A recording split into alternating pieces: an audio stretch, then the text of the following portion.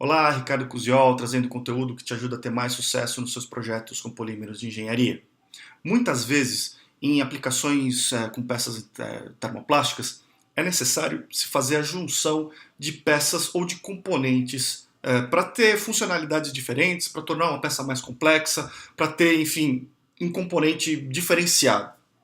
Esse tipo de montagem pode ser feito por várias técnicas. Você pode usar parafusos, pode usar encaixes, enfim, pode usar uma infinidade de métodos para ter a montagem de peças plásticas em conjunto. Hoje eu vou falar para você a respeito de uma técnica de junção de peças plásticas, de montagem de peças plásticas, que é a soldagem. A soldagem de peças plásticas ela é muito interessante porque ela faz uso de uma propriedade dos termoplásticos que é a possibilidade de se fundir várias vezes, enfim, mesmo após a peça ter sido injetada, a peça ter sido moldada. Tá? Então você consegue fundir a interface das peças que você quer juntar, que você quer montar, e fazer com que elas se juntem, se soldem definitivamente. Essa é uma característica da solda de termoplástico. Você faz uma montagem de peças definitiva. Uma outra característica é que essa montagem ela é muito resistente mecanicamente, muito resistente à desmontagem. E é uma possibilidade de você obter peças estanques com a prova de vazamentos. Tá? Alguns exemplos de peças soldadas. Eu trago aqui para você então um duto de ar, tá? Uma peça moldada por injeção em duas metades, é uma peça oca, né, para passagem de ar aqui dentro. E para a gente fazer com que essa peça seja oca definitiva, né, a gente solda então, a gente molda duas metades por injeção, depois une e faz a solda ao longo de toda a extensão dessa peça. Então, um tipo de solda para você ter um componente oco, por exemplo. Nesse caso aqui, um outro duto de ar, nesse caso o duto de ar ele é feito por sopro. É uma peça soprada e eu preciso de um conector lateral, que seria até possível se fazer por sopro, mas muito complicado. Iria exigir um processo bem mais complexo do que ele é nesse caso aqui. Então, no caso, eu faço o sopro da peça e depois moldo esse conector por injeção e soldo aqui o componente, simplesmente o conector, na parte de fora desse duto de ar. E finalmente, eu tenho um outro exemplo de peça, é um coletor de admissão automotivo, a peça que vai no motor do carro, né, que faz a alimentação do ar para o motor do carro. E ela é uma peça extremamente complexa, como você pode ver, né, e ela é moldada por injeção em várias peças, em várias partes, e depois também ocorre uma soldagem para que você tenha então um componente mais complexo. Agora, no que consiste efetivamente a solda de termoplásticos? Dá uma olhada nessa simulação que eu preparei para você.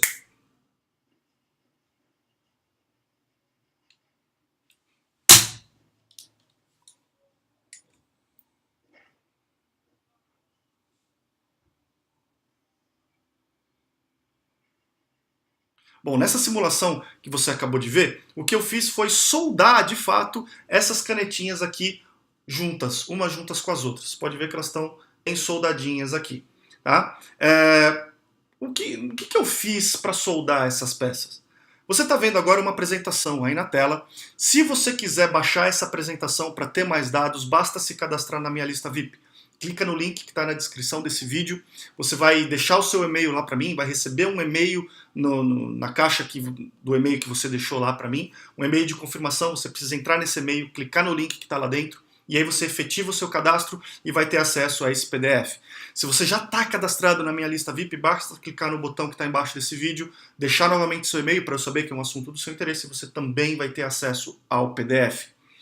Nessa apresentação eu trago muito conteúdo. Aqui no vídeo eu vou mostrar para você os tipos de solda que existem para termoplásticos, mas aqui você vai entender todos os aspectos que eu mostro nessa simulação. Por exemplo, de novo, o que eu fiz aqui?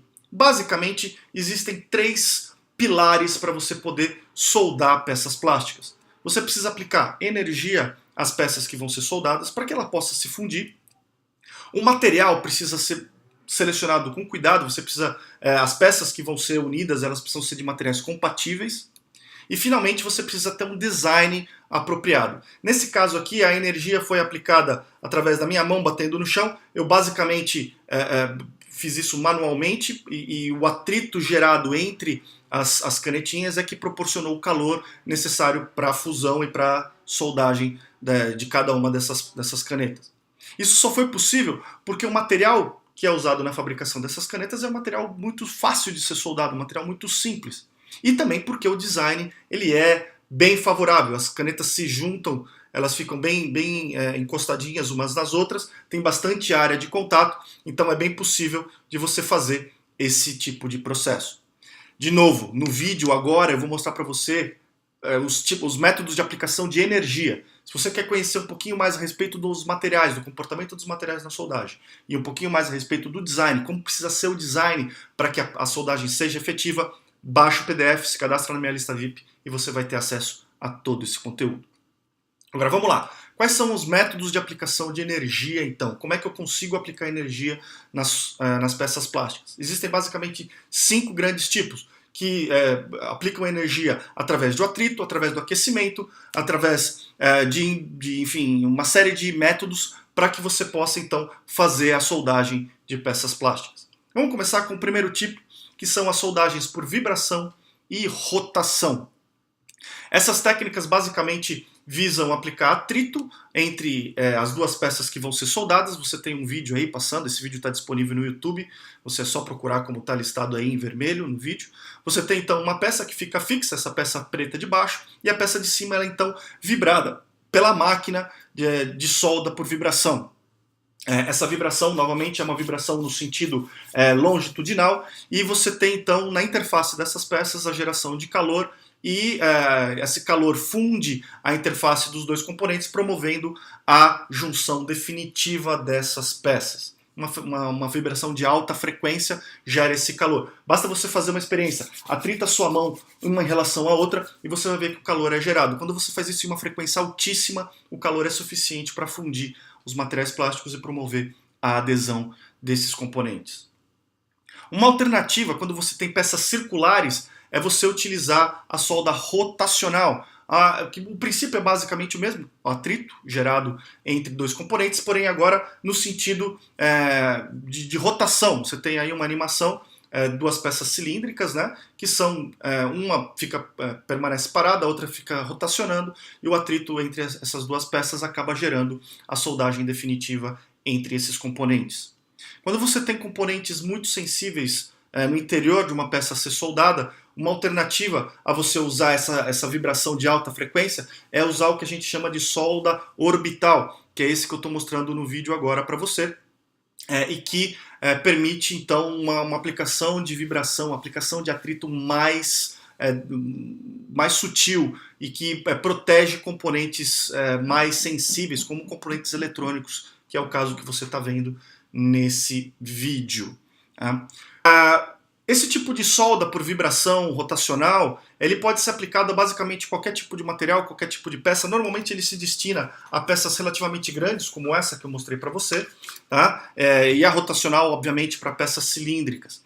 Tá? Agora, ele tem um grande inconveniente, que é a geração da rebarba. Ele gera rebarba, e essa rebarba, ela normalmente, dependendo do tipo de peça, ela pode se soltar e contaminar o seu componente. Dependendo do tipo de peça, isso não é interessante. Então existem outros métodos de solda que visam eliminar essa rebarba, eliminar esses fragmentos que são gerados pelo atrito das peças.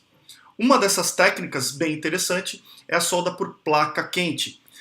Nesse caso, a energia é aplicada através do aquecimento. Você usa uma placa aquecida, como você está vendo aí. Os dois componentes entram em contato com essa placa, se fundem na interface, então retira-se a placa e os dois componentes são soldados, então são aproximados e são soldados definitivamente. O exemplo de peça que sofre esse tipo de processo é esse duto de ar, onde o duto de ar soprado, o conector injetado, então são soldados pelo método de placa quente. Nesse método você reduz a quantidade de rebarba, mas ainda tem uma quantidade de rebarba significativa. Tá? Esse método ele já é usado para peças menores, materiais também que não sofrem tanto problema com relação à exposição no estado fundido, enquanto as técnicas de solda por vibração acontecem em coisa de 1 ou 2 segundos, alguns segundos, essa técnica aqui ela leva em torno de 20 a 30 segundos, então você tem que tomar um pouco de cuidado com o tipo de material que vai ser utilizado para não ter problema de oxidação com o material fundido, exposto muito tempo ao ar ambiente. Okay?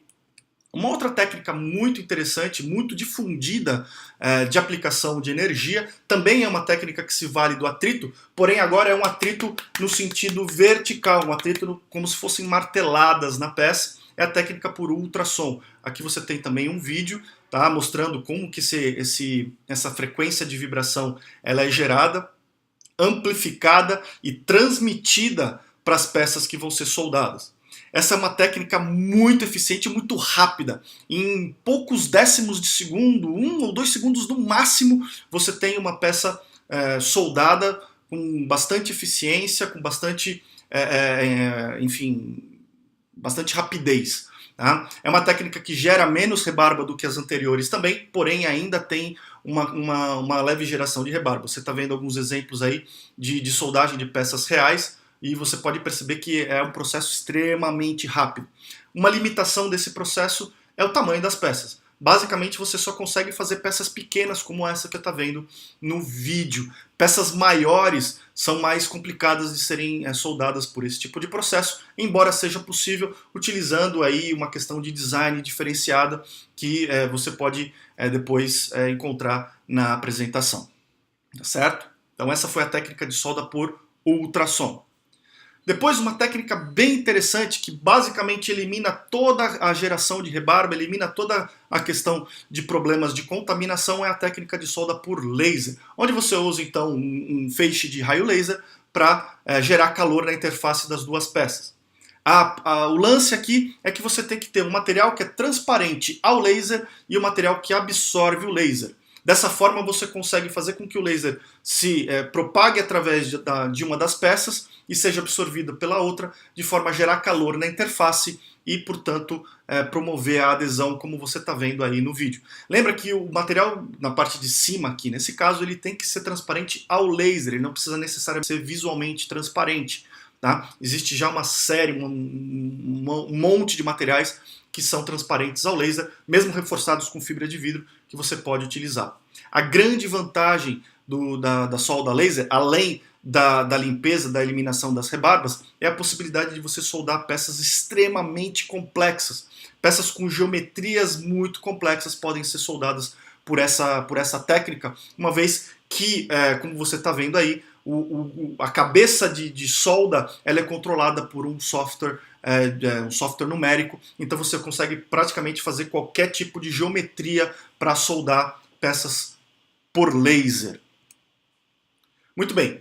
Finalmente existem algumas técnicas que são um pouco diferentes, como a indução infravermelho e a técnica de solda por gás quente. Aqui eu estou mostrando uma técnica de indução por infravermelho, ela é parecida com a técnica de placa quente, porém não há contato das peças que vão ser soldadas com o emissor de infravermelho. O aquecimento ele é feito por indução, então você tem aí uma menor possibilidade de contaminação, porém é uma técnica que tem uma dificuldade de controle bastante grande. Você precisa ter um controle muito preciso das distâncias, do tipo de emissor que você vai usar. Existem emissores, como eu estou mostrando aqui, metálicos, que têm uma série de vantagens em função do material que você vai utilizar, ou lâmpadas halógenas que também vão dar energia diferente para outros materiais diferentes. Então é um processo que existe, é um processo que já está aí disseminado no mercado, porém é um processo que exige muito controle e que precisa de muito cuidado para ser aplicado. Não é qualquer material que você vai conseguir trabalhar com o processo de indução infravermelho. Existe ainda uma técnica que se chama solda induzida por gás. Você está vendo aqui um dispositivo que tem o contorno perfeito da peça que vai ser soldada. Então a peça que vai ser soldada, ela é posicionada nesse dispositivo e cada um desses tubinhos que você está vendo aí, ele vai lançar um gás aquecido. Não é vapor de água, é gás aquecido. Um gás normalmente nitrogênio, um gás inerte qualquer, que vai ser lançado na superfície da peça, superaquecido, e vai fazer a fusão desse componente e posteriormente então essa peça vai ser transferida para outra metade que vai receber a soldagem. Os inconvenientes desse tipo de soldagem, além da complexidade do dispositivo, como você pode ver aí, cada tubinho desse daqui tem que ser milimetricamente bem posicionado para que ele possa então cobrir toda a extensão da peça. O inconveniente desse tipo de soldagem é o longo tempo, a alta complexidade que precisa para que você faça então a soldagem desses componentes. Bom, como eu disse para você, o intuito desse vídeo é mostrar as técnicas de solda que estão disponíveis. Você quer saber um pouco mais? Quer saber como os materiais se comportam? Quer saber como deve ser o design das peças para uma soldagem eficiente? Se cadastra na minha lista VIP, baixa o PDF com a apresentação e você vai ter muito mais conteúdo. Me conta como esse conteúdo foi útil para você, como ele ajudou a resolver os seus problemas no seu dia a dia. Eu vou ficar muito curioso para conhecer a sua história. Curte a minha página no Facebook, meu canal no YouTube e receba conteúdo por lá também, semanalmente. E me fale de outros conteúdos. Me manda um e-mail, deixa uma postagem na minha página no Facebook, no meu canal no YouTube, um comentário nos vídeos. Me fala quais outros conteúdos você quer ver discutidos aqui nos meus vídeos semanalmente, para que eu possa gerar então artigos e vídeos que vão te ajudar efetivamente a ter mais sucesso nos seus projetos com polímeros de engenharia. A gente se vê nos próximos vídeos. Um grande abraço, até lá!